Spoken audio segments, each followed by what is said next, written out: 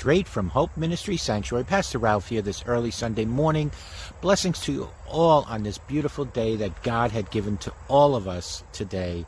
I want to talk about the tragedy going on in the Middle East with Israel today. Listen to this quote. "For you are a people holy to the Lord your God. Out of all peoples on the face of the earth, the Lord has chosen you to be his treasured possession," unquote, in Deuteronomy 14:2. So how did the nation of Israel become the chosen people? Are they still the chosen people today as we speak, or have they been replaced by the Christian church? Why is the land of Israel itself so very important today? The history of Israel and their unique relationship with God is a rich and fascinating one that began in the Garden of Eden and continues to this very day. God is certainly not done with Israel. The coming of the Messiah and the birth of church did not end this relationship, but allowed all people from all the earth to enter into it in a way that had never been possible before.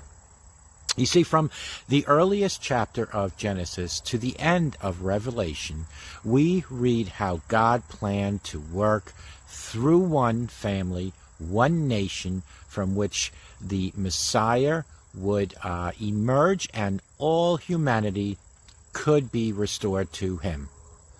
You see, how do we both the Old and the New Testament relate to the nation of Israel? How do they both relate to that? "For I am not ashamed of the gospel, because it is the power of God that brings salvation to every single one of us who believes, first to the Jew, then to the Gentile," in Romans 1:16.